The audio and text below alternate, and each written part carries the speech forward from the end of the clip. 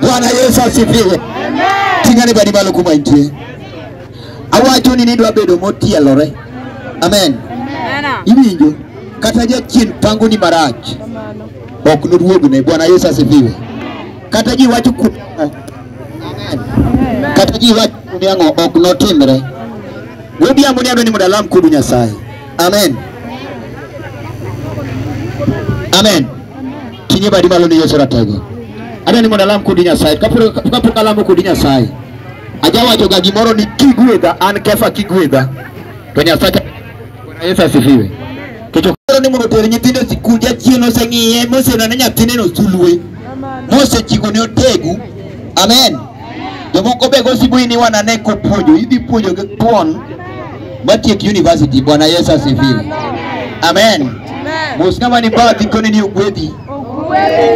Kone ni ogwedhi kare jachien odagi. Hallelujah. Nyini ka igo takore kama ndi nyaka joma koro nyogi nene. Tarik 25 kawuone koduogo. Do wuok tarik 25 kawuone koduogo. Amen. Ije poro cham otongona. Amen. Dichuo ng'iye gi wang' makech wacho ni wang' ni adwa kony, adwa nyono nyon. Amen.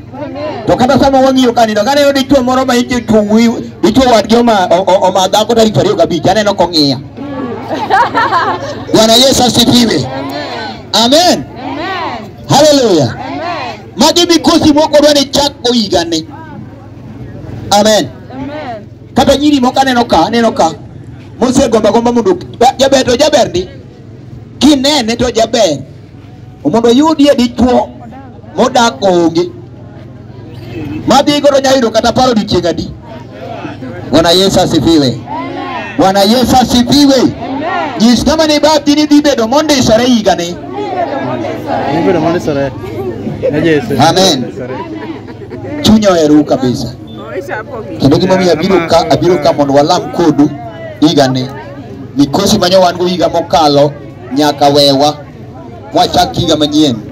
Kapok aginene Diana miyane kitna mondo wawach ni ondisore. Kitako gie ginene ikor ginene kocha mos kama ni bathi mos kama ni bathi to dongo kumosre uru imadhiera gi Rechton tie kwanza nikata ka YouTube kata kotieno dichieng' 30 ne haleluya Yemunya bedo bathi gari are Lwanda nyaka Nairobi kumosi kata una kode gari kumosi nikech okiai. Bwana Yesu asifiwe. Amen. Jodongo ahero ujo maber kendo kama jodongo nitiere gi onge gik makethore.